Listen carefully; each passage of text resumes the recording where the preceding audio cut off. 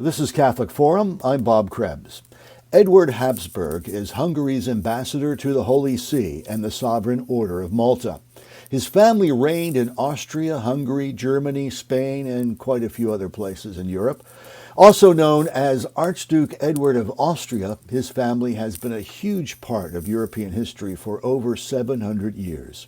He is a diplomat and social media personality, husband, and father of 6. Eduard is the author of several books, including the children's book Dubby, the Double-Headed Eagle, volumes on St. Thomas Aquinas, James Bond, and Harry Potter, novels and screenplays. His latest book is titled The Habsburg Way, 7 Rules for Turbulent Times. It's from Sophia Institute Press.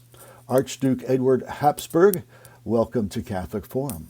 Eduard, I've interviewed many archbishops, but you're the first archduke I've had the pleasure of interviewing, so welcome.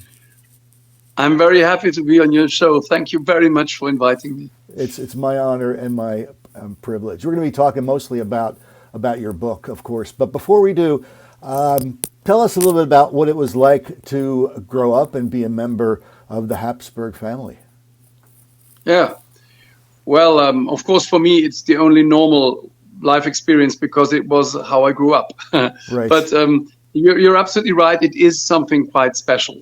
In fact, it is not exactly the normal experience to sit in school and in history class, having the teacher turning to you and saying, well, this is something that Mr. Habsburg should know about.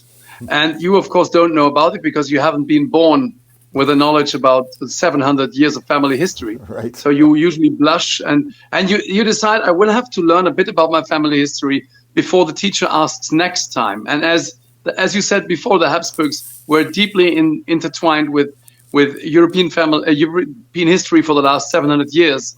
This would happen again. So you went home and you asked your father and your mother and your uncles, and then you buy a book and you try to read up on your family so you're able to answer the next time they ask you. And this is usually how it starts for most of us. Mm-hmm. Another thing that you can't imagine if you are not a Habsburg is the experience of going to some event you put on your nice tie and your nice dress and you go to a commemorative event about some Habsburg emperor that died 200 years ago. And you stand there and there is music played and old melodies and an anthem and people cry. And you realize, wow, the Habsburg family is not just something in history, but something that means a lot to people nowadays. And what does it mean for me? What do I stand for? What do they expect from me? And they give you the hand with reverence and you think, I'm just a normal guy. I don't show reverence from myself when I brush my teeth in the morning and I look in the mirror. So what do you stand for? What is it that people see in you? And what are you supposed to be? What does that mean for your life? These sort of experiences shape you. And you have the choice to take that mantle. If you're a Habsburg, you're not Joe Blow. You don't get away with things because people will always watch you more. And many people expect you to stand for something. So you can accept it or you can decline it. You can be a rebel and say, I don't want that Habsburg thing. I just want to be a normal guy. But it's a cool family to belong to. It's a nice one. It's a family of marriage, of many children, of Catholic faith. We are not known for our violent conquest of countries and slaughters. We are known for marriage policy and politics. And so it's a nice thing. It's a beautiful thing. It's a very inspiring thing to belong to such a family. Also, on a very practical level, you have cousins in every city in Europe and in many in the world, and you can always stay with somebody when you go somewhere. That's good. You always have a couch to sleep on, right? Absolutely, absolutely. You mentioned how important Catholicism is. Why is Catholicism such a big part of your own personal life, but also the history of the Habsburgs? Well, the Habsburgs are Catholic. You can say that almost in the way that you say, is the Pope Catholic? The Habsburgs are Catholic, and I'm sorry, that was a phone interfering. The Habsburgs are Catholic and have always been from the beginning. In fact, one of the first Habsburg rulers, Rudolf von Habsburg, the first king on the throne of the Holy Roman Empire. He became famous before he became emperor for a gesture he made. When he was hunting in the forests of Switzerland, where he was a count, he came to a river that was swollen with water. And there was a priest trying to cross the river, but couldn't get across because there was so much water in it. And he had to bring the viaticum, the sacrament to a dying man. Right. And he couldn't cross the river. So Rudolf stepped down from his horse, gave his horse to the priest and said, "Please use my horse to get to the dying man." And when the priest came back and wanted to give him the horse back, he said, "Far be it from me to ever ride on a horse again that has carried my savior." And the people said in the area, God is going to give graces to this family for this gesture. And this family remained Catholic for many, many hundred years, up until the very end, and up until the last Habsburg emperor, that was just emperor for 1.5 years towards the end of the First World War, and is going to be the first family saint we have. Right now he's blessed, Emperor Karl, but I'm sure he's going to be a saint. So this is our family history. And this automatically leads to, I think, all Habsburgs to have a Catholic faith, and many of them to be devout Catholics, to take their faith very serious, to have big families, to have many children, to love the church. We didn't have any priestly vocations for 200 years. Between 1800 and 2000, with all the hundreds of Habsburgs that were born and lived, we never had priestly vocations anymore. But my brother, who is a priest, was the first Habsburg priest again, around the year 2000. And now we have 3. So we're very, very thankful. God is very generous with our family, and we try to be generous with him as good as it's possible. Yeah. Now, in raising your 6 children, the newest generation of Habsburgs, are you doing anything differently for them than your parents did for you? That's a very interesting question. First of all, we are more. We were just 3. We have 6 children, so if you have 8 around the table, everyday life is very different. I think in a family with 6 children, and I'm humbled because now, having arrived here in Philadelphia, I met on the first dinner, I met 3 families that had 9 or more children. So I'm always very proud of my 6. But if you have a large family, the entire family life is different. You learn a lot from each other. The younger siblings learn a lot from their elder siblings. The elder learn to take responsibility for the youngest, but they also learn to look after the youngest who are weaker and have to be looked after. And I believe that around the dinner table in a numerous family, you learn all the virtues that you need to build a merciful society. So that is different. What you also learn is that you can hold 2 children on your arms, but you can't hold 6 children on your arms. So they have to learn to help each other and to become a gang. And that is a wonderful, wonderful experience. Yeah. Apart from that, all that we transmit as faith, my father gave me two maxims for education. One of them is the education of a child is finished at 3 years. That's a very good line, which means that a child learns everything it needs to know in the first 3 years of their lives. And the other thing that he said is that children don't learn what you tell them, but they watch what you do. And so if children see their parents going to Mass, see their parents praying rosary, if possibly daily, see their parents taking God serious, and in dramatic situations, trying to have the first reaction to pray together, this will enter into their little brains and little hearts. And therefore, I think that is all grace. God, if you say yes to God in your family, God will look after the children and after you and your formation. So let's talk about the book. How did your book, The Habsburg Way, come about? I was asked by a friend from the States to write a book for Sophia Press on the Habsburgs. And I said, okay, I'd like to do that, but I don't want to do another Habsburg family history, because there are already quite a few good Habsburg family histories, and I would like to do something else. And I have given a talk in Boston about a year ago in a club where I've been asked to talk about the Habsburgs, and I said, okay, what are the central values of the Habsburgs? And the host told me, for God's sake, don't do all the Catholic stuff, because many in the room aren't Catholic. So I said, okay, the Habsburgs are Catholic, but what else are the Habsburgs? And I began making a bucket list of, what are our core values, our core principles. And that was the first idea. And that then led to my list for the book. And then I began writing up. And while writing, because this is a new thing, nobody ever in my family sat down and said, what are our 7 core principles? What are the seven values that we stand for? And while doing this, I realized 2 very interesting things. One of them is surprising how many ties go from the Austro-Hungarian Empire and the Holy Roman Empire and the Habsburg values to the current United States. And as I was writing this book for the States, that was a good thing. And the second thing that I realized is that most of these values also go very well with my Catholic teaching, Catholic social teaching, and with what my country, Hungary, stands for. And when I was finished with the list, I realized most of these values are kind of gone today in many parts of the West.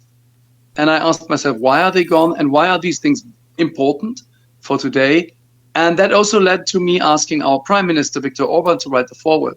All of this came together in a way that I couldn't plan, and led to though slim, but I think quite exciting book. Fun to read, breezy to read, not too heavy, not a doorstopper brick of a book, and I think very interesting for American readers. What are the 7 core values for the Habsburgs? Can you share them with us today? Yes, absolutely, I can. I would say if you think about Habsburgs, the first thing most people think about is marriage and family. In Latin, you say "Bella gerant alii tu felix Austria nube." Others may wage wars. You, happy Austria, get married. So I would say marriage. The first rule is get married and have lots of children. I'm very. Yes, thank you for giving my Twitter handle. That's very useful because and you can also reach me via Twitter. I still have that small number of followers, 60,000, that allows me to interact with my followers. So do feel free also to follow, but also to reach out if you have a question or something like that. Thank you. So the first one is get married and have lots of children. I just talked about the great experience of having a large family. The second is be Catholic and live your faith. Some of the Habsburg rulers were not as devoutly Catholic as they should have been. Most of them were Catholic. All of them were. Some of them were a bit weak sauce, I have to say. But that was the moment when the family took over and other members of the family carried the Catholic faith in the Habsburg land. So be Catholic. The third one is stand for law, justice, and your subjects. That's a very strong one. We have somehow lost some of our faith in our political leaders. We don't believe in them being always just and always legal anymore. The Habsburg rulers tried to be that. The fourth is believe in the empire and in subsidiarity. That's, I think, one of the core points of the book is the topic of subsidiarity and how I believe that it is the absolute antidote to many things that we are worried about today in our society. And I think subsidiarity, which is the rule that the lower level should be respected and the lower level should handle the things the lower level can handle best, and the higher level, the federal level, should only interfere if there's a real problem on the lower level. And you should also respect, for instance, in a multilateral unity like the empire, but the European Union, you should respect the single nations and their mores and their customs and their rights and their languages. And this is what the Habsburgs stood for. And yes, now I'm back in the image. Thank you. Then I have know who you are and live accordingly. This is about roots, about tradition, about where you come from. And the Habsburgs were always very, very, very strong on that. A very traditional family. Though sometimes creative, but very traditional. And I somehow this camera is trying to leave me. The sixth is be brave in battle, or have a good general. I talk about Habsburgs in history who were courageous soldiers, or if they weren't courageous soldiers but better diplomats, then they needed good generals. And about the few core situations where Habsburgs were involved in great moments of world history.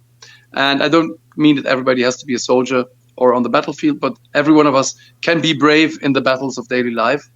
And then, of course, the seventh and final point, and the most important, in my opinion, die well and have a memorable funeral. Die well is really something the Habsburgs lived with their death before their eyes. Their life was preparation for dying because they were acutely aware that the way they died decided over their eternity. And they wanted to be prepared. They wanted to be in a state of grace. And they wanted lots of people to pray for them after they died. It was a very high, very, very high priority in the heads of every Habsburg. And so these are values that are normal Catholic values, but that the Habsburgs lived in a certain very special way.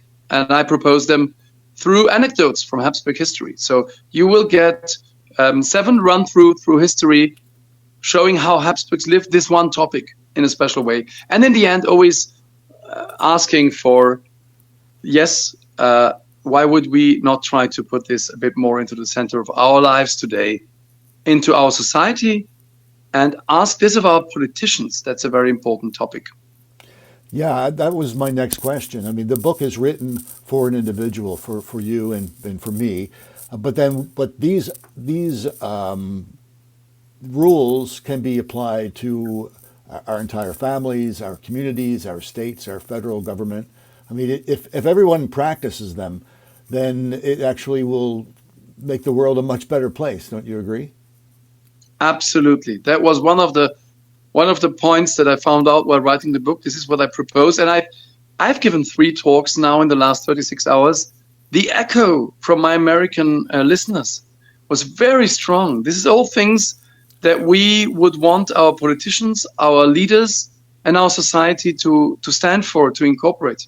And the way to get there is to live them yourself in your life, and then to vote for politicians who stand for these things, who stand for showing their faith, who stand for having families, encouraging people to have larger families, encouraging a politics that encourages families, encouraging a politics that stands for traditional values. All of these things should be more present.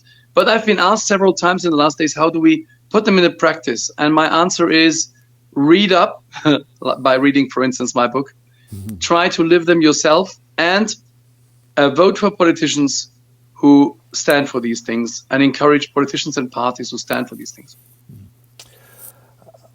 From your point of view as a man, as a Catholic, as a diplomat, and as a father, what are the biggest threats that we face in our world today? Oh, there is quite a few. I think society, the world, the technocratic world, social media are out to put their wires in your brains. They're out to get you away from real life. They're out to get you away from family, from your spouse, from a normal life, from your local community. They try to glue you to a screen and make you, without any roots, lost. They try to tell you that you can change what you are and who you are every 5 minutes according to your whims. They try to tell you that the virtual reality is far more exciting and interesting than the reality around you. If you just take a picture on a normal day in a metro station, you will see that everybody standing, waiting, is looking at their screens. Nobody is just looking around. That's because we have forgotten how to be without entertainment for more than 5 minutes. This is a very, very terrible world we're living in that really wants to make us lost. And the antidote to that are the 7 rules for turbulent times. The antidote to that is family. The antidote is faith. The antidote is tradition. All these things that our current benevolent rulers don't like, we can live them in a countercultural way in our daily life. And I encourage everybody to go that way. Yes, absolutely. We definitely need these in our world, and hopefully your book will sell a lot of copies, and we'll be able to change things. Yeah, for sure. Yes, I will. But I'm very optimistic. Hopeful is the right word, perhaps, because the Lord He's the Lord of history, and it'll all turn out fine in the end. And we just have to try to play along as the Lord wants us to play, and our church and also our society will be healed, because in the end Christ is more powerful. But right now we're going through turbulent times, as my book says. Yeah. I was going to ask you what the ambassador of Hungary to the Holy See does, but I think you were quite busy up until most recently when the Holy Father visited Hungary. It was probably Yes. you were very busy, I'm sure. Do you have any time to Yes. spend with your kids? Yes, I thank God I have, but not enough. And I was giving interviews about the papal visit to Hungary in the mornings, and in the afternoons I was giving interviews on podcasts and YouTube channels like yours in the afternoons in America. So my brain was buzzing, and but what I also realized is how close my work as an ambassador to the Holy See for Hungary and as a Habsburg for these values are. It all goes very well together, hand in hand. There's no contradiction. So yeah, no, but you're absolutely right. I breathe more slowly now, and I sleep a bit better. Good. Since the Pope has departed from Hungary. Right. So the book is titled The Habsburg Way, 7 Rules for Turbulent Times. The author is Archduke Eduard of Hungary, or of Austria, who is the Hungarian ambassador to the Holy See. And I guess our listeners can get your book at any online, Amazon, or any of those Yes. locations, right? Yes. Or, if you live in the States, you can order them directly from Sophia Press. They're very happy if you order it from their side. If you live outside of the States, this takes too long and is too expensive. So do go to your online retailer of choice or your bookshop. Archduke Eduard of Austria, thanks so much for spending time with us today on Catholic Forum. Have a very enjoyable and trip here in America, and blessings to you and your wonderful family. Thank you for your interest. God bless your work, and hope to meet you one day in person.